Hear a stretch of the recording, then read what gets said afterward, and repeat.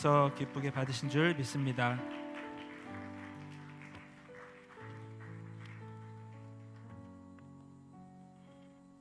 다시 한번 우리 찬양으로 우리에게 귀한 은혜 끼쳐주신 우리 에베네셀 찬양대 그리고 우리 포에마 찬양단에게 우리 함께 박수로 격려하도록 하겠습니다. 감사합니다.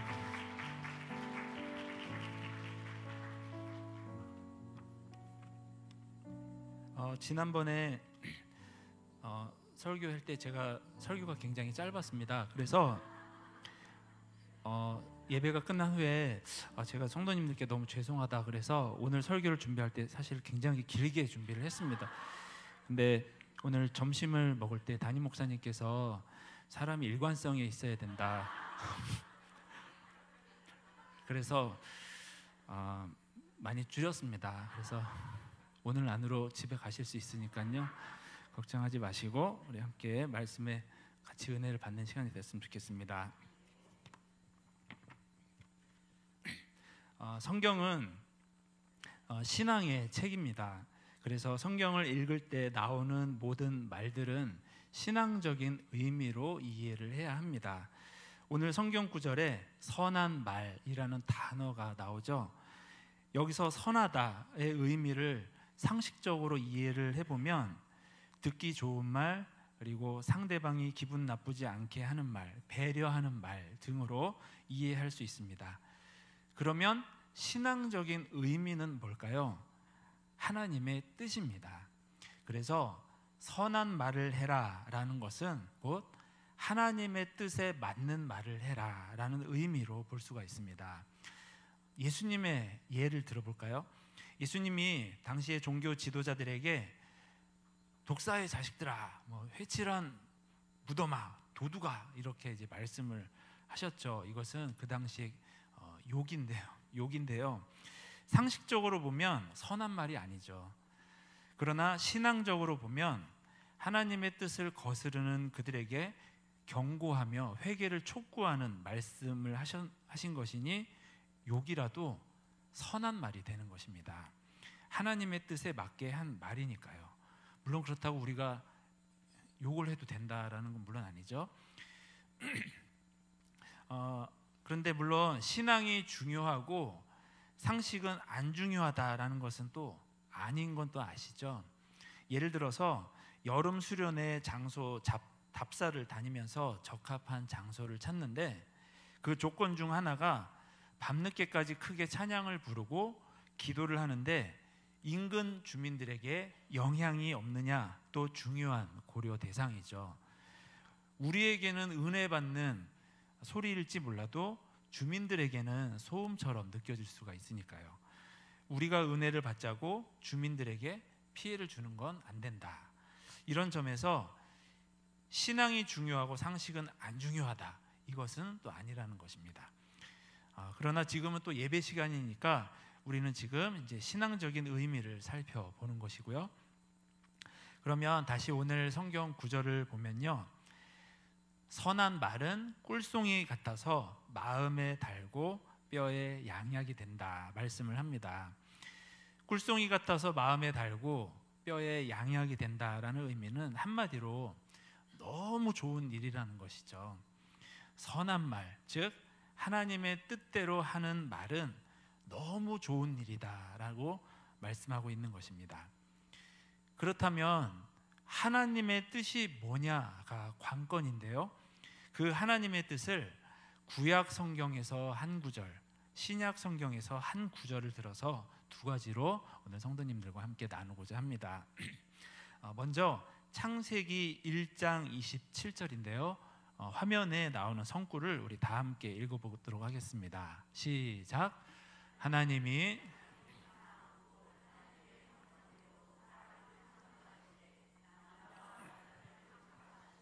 아멘. 사람을 창조하셨는데 누구의 형상대로 창조하셨다고 나오나요? 하나님. 왕의 형상도 아니고 삼성 회장의 형상도 아니고 서울대 교수의 형상도 아니고 무려 하나님의 형상입니다. 우리가 얼마나 왕도 되고 싶고 삼성 회장도 되고 싶고 서울대 교수도 되고 싶습니까? 만약에 내가 못 되면 내 자식이라도 그렇게 만들고 싶어 하잖아요. 왜요? 왕, 삼성 회장, 서울대 교수, 얼마나 명예롭고 멋진 자리입니까? 그들처럼 멋져지고 싶고 또 명예롭고 싶고 모든 사람이 부러워하고 우러러 보는 사람이 되고 싶잖아요. 성경에 나오는 이스라엘 백성들도 그랬습니다. 그들은 내내 노예였습니다. 이집트 노예였다가 아수르 노예였다가 바벨론, 페르시아, 로마. 그런 노예가 얼마나 왕의 자리가 부러웠을까요? 나는 언제쯤 저런 자리에 올라보나? 나는 언제쯤 저렇게 광채가 날 수 있을까? 내 살아생전에 가능하긴 한 걸까? 그런데요, 현실적으로는 그렇게 남의 자리가 부럽기만 하고 나는 한없이 작아지고 초라해지기만 합니다. 평생 남의 뒤 꽁무니만 쫓다가 꿈을 이루지도 못하고 인생을 마감할 판국입니다. 그런데 그런 이스라엘이 남긴 창세기 맨 앞장에서 뭐라고 선포를 하나요? 너는 하나님의 형상대로 창조되었다. 왜 굳이 삼성 회장이 되어야 돼? 왜 굳이 서울대 교수가 되어야 돼? 하나님의 형상대로 창조된 너의 가치는 이미 충분한데. 이것이 바로 평생 노예로 살았던 이스라엘이 하나님 안에서, 신앙 안에서 발견한 복음이었습니다. 남을 부러워하지 마라. 너는 이미 충분하다. 남을 부러워하다가 너 자신을 잃어버리지 마라. 남에게 있는 보물만 탐내지 말고 너의 속에 하나님이 담아두신 보물을 봐라. 남의 인생을 살지 말고 너의 인생을 살아라. 저는 이게 하나님의 뜻이라고 믿습니다. 우리가 자녀들에게 모세처럼 되라, 여호수아처럼 되라, 바울을 본받아라, 이런 말을 많이 하잖아요. 무슨 의미인지는 물론 알지만 저는 가끔씩 그런 생각도 들더라고요. 때로는 아니, 내가 전충만으로 태어났으면 전충만으로 살면 되지, 왜 바울처럼 살라는 거야? 왜 아브라함처럼 살라는 거야? 그들이 나보다 더 명예롭고 빛나서?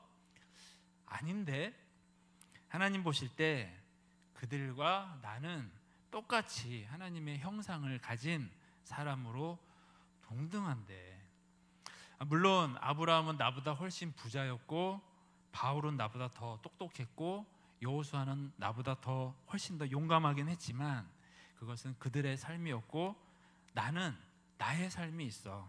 나에겐 그들과 같은 부와 학식과 용기는 없지만 하나님 눈엔 그들만큼이나 나도 소중하고 중요한 존재야.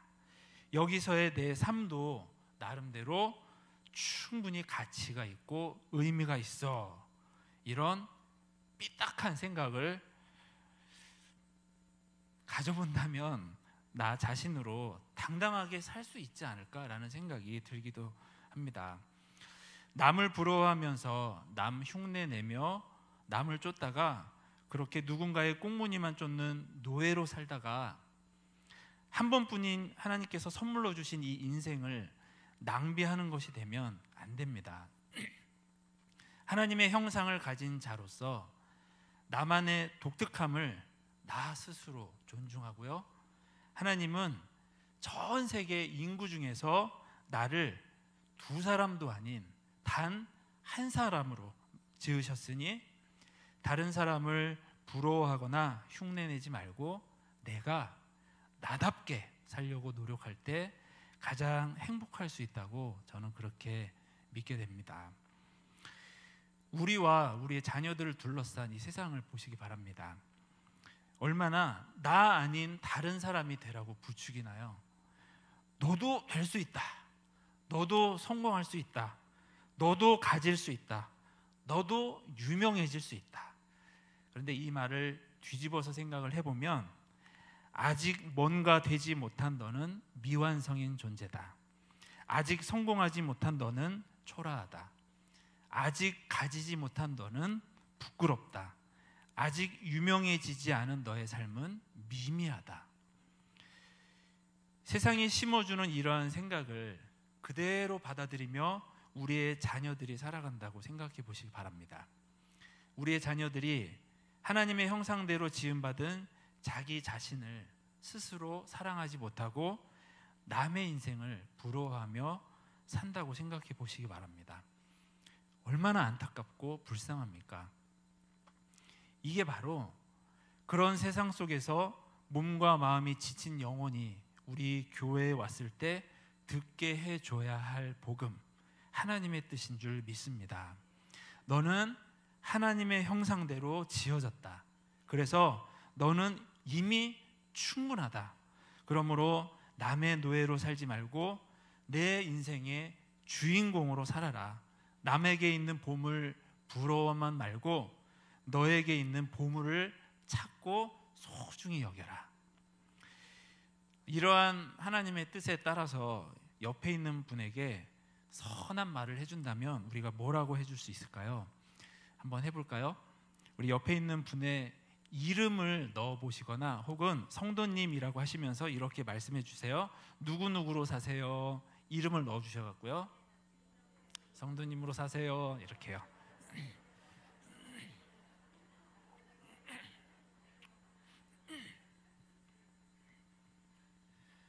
한 가지만 더 나누겠습니다. 우리 마태복음 11장 28절에서 우리 30절 말씀 같이 한번 읽어보겠습니다. 시작. 수고하고 무거운 짐진 자들아 다 내게로 오라. 내가 너희를 쉬게 하리라. 나는 마음이 온유하고 겸손하니 너 멍에를 메고 내게 배우라. 그리하면 너희 마음이 쉼을 얻으리니 이는 내 멍에는 쉽고 내 짐은 가벼움이라 하시니라. 아멘. 예수님을 믿으면 좋은 점이 이 구절에서 세 가지가 나오는 것 같습니다. 쉼, 쉽다, 가볍다. 이게 말만 들어도 너무 좋죠. 쉼, 쉽다, 가벼움. 어느 누구나 좋아하고 추구하는 것입니다. 삶이 이랬으면 좋겠다고 생각을 합니다. 근데요, 이것을 잘못 이해하고 적용하시는 분들이 혹시 있으실지 모르겠습니다. 신앙생활 쉽게 하는 게 예수님 뜻인가 보다. 그래서 땀 흘려 봉사하는 것을 기피하고 피곤하면 예배 빠지려고 하고 골치 아프게 뭐 맡으려고 하질 않습니다. 쉬엄쉬엄하고 쉽게 하고 어느 것에도 얽매이지 않고 홀가분하고 산뜻하고 깔끔하게 신앙생활 하는 게 잘하는 거다, 하나님 뜻이다 라고 그렇게 생각을 합니다. 그러나 예수님이 말씀하신 쉼, 쉽다, 가볍다의 의미는 그게 아닙니다. 그 본래의 의미를 알기 위해서 먼저 이 얘기를 드려볼게요. 신약 성경은 1세기에 살던 성도들을 위해 기록된 1세기의 책입니다. 그러므로 성경을 제대로 이해를 하려면 그 당시 1세기로 돌아가서 1세기의 상황과 배경과 기록 목적을 염두에 두고 읽어야 됩니다.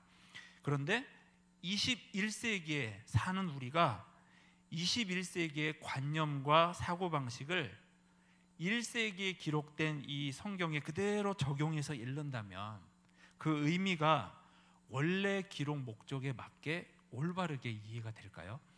예를 들어서 16세기에 기록된 홍길동전을 읽으면서 평양과 서울과 원주에 홍길동이 동시에 나타났다라는 글을 읽을 때 16세기 상황에서 왜 홍길동전을 쓴 저자가 그렇게 썼는지에 대한 이해함이 없이 단순하게 현재 내가 가진 21세기의 사고방식을 가지고서 그게 말이 돼?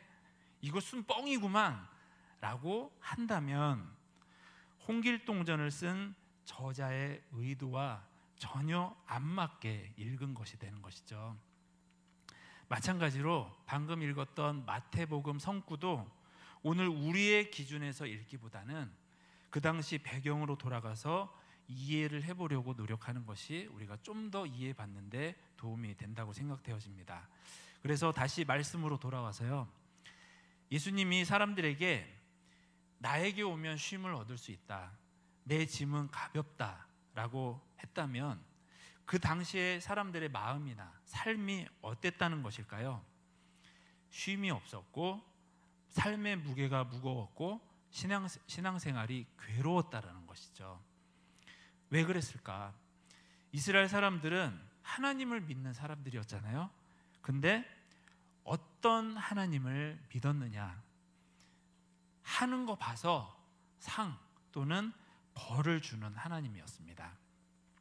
그런데요, 하는 거 봐서 잘하면 상 주고 못하면 벌 주는 하나님을 믿는 삶이 과연 좋기만 할까요? 물론 신앙이 아직 어린아이의 단계에서는 이러한 하나님의 모습을 배우는 것도 반드시 필요하고 중요합니다. 그러나 어른이 되어서는 조금 곤란해지는 경우가 생긴다는 것이죠. 내가 어떻게 하느냐에 따라 나에 대한 하나님의 처우, 태도도 달라진다고 생각을 해보시기 바랍니다. 하나님께 사랑받으려면 늘 사랑받을 만한 행동을 해야 합니다. 마치 쳇바퀴 속에 들어간 다람쥐처럼 사랑받으려고 늘 끝도 없이 부지런히 열심히 최선을 다해 뛰어야만 하는 것이죠. 물론 성도님들 잘못 들으시면 안 됩니다. 부지런히 열심히 최선을 다하는 자체가 안 좋다라는 게 결코 아닙니다. 다만 그렇게 하게 하는 동기가 안 좋다라는 것입니다. 사랑받기 위해 그렇게 하는 것이 안 좋다라는 것입니다. 왜냐하면 그 열심과 노력은 사랑받지 못할 것에 대한 두려움에서 비롯되는 것이기 때문입니다. 하나님이 좋아서 섬기는 것이 아니라 하나님이 두려워서 섬긴다고 생각해 보시기 바랍니다. 그 신앙생활에 만족과 평안이 있을까요?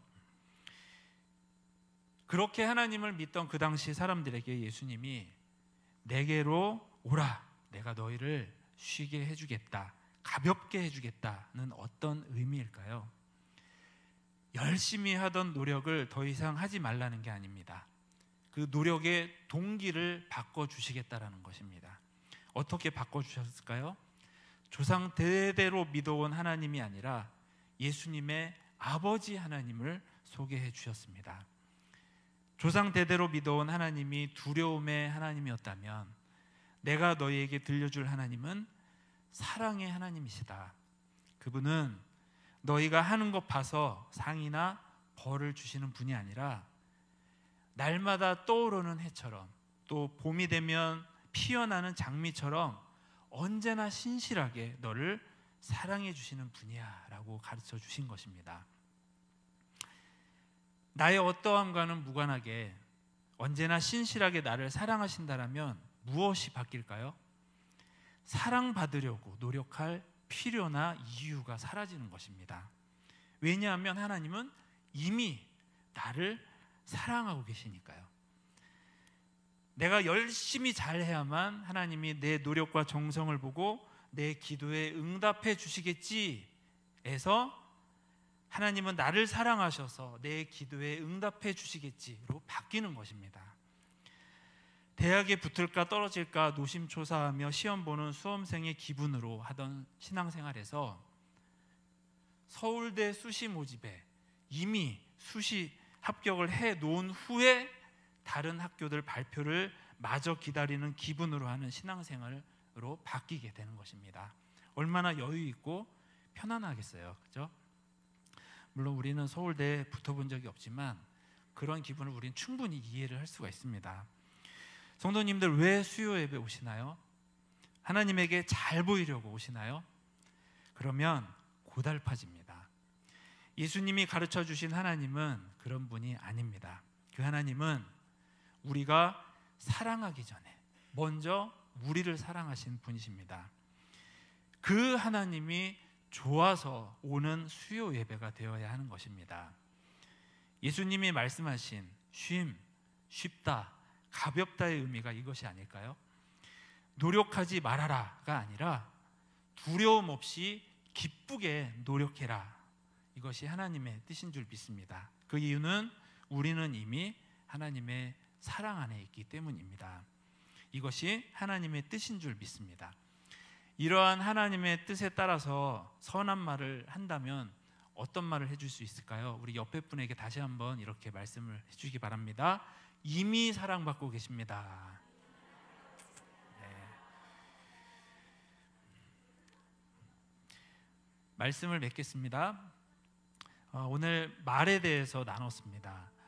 선한 말을 하라 말씀을 합니다. 선한 말은 하나님의 뜻에 맞게 하는 말입니다. 그래서 선한 말을 하려면 하나님의 뜻을 알아야 되는데 두 가지를 나눴습니다. 하나는 당신은 이미 충분합니다. 또 하나는 당신은 이미 사랑을 받고 있습니다. 우리 모두가 그러한 사람들인 줄 믿습니다. 이것이 교회가 세상에 대해서 들려줄 수 있는 자랑스러운 메시지입니다. 너는 아직도 불충분하며 너는 아직 사랑받을 자격과 가치가 부족하다라는 메시지로 사람들을 쉴 틈 없게 만드는 세상 속에서 힘들어하다가 우리 교회로 오는 사람들에게 당신은 이미 충분합니다. 당신은 이미 사랑받고 있습니다. 이 선한 말을 기쁘고 자신 있게 들려줄 수 있는 성도님들과 제가 되기를 소망합니다. 기도하겠습니다. 하나님, 우리를 사랑해 주셔서 감사합니다. 사랑받는 자로 기쁘게 신앙생활하며 살아갈 수 있도록 인도하여 주옵소서. 삶의 어려움들도 있지만 하나님의 선하신 또 신실하신 뜻을 바라보며 힘있게 이 믿음의 발걸음을 한 걸음 한 걸음 내딛어 나갈 수 있는 우리 모두가 되게 하여 주시옵소서. 하나님, 우리에게 선한 분이신 것처럼 우리도 내 옆에 있는 사람들에게 또 만나는 사람들에게 선한 사람이 되어주고 선한 말을 들려주는 우리 모두가 되게 도와주시옵소서. 그렇게 해주실 하나님 감사드리며 예수님의 이름으로 기도하였습니다. 아멘.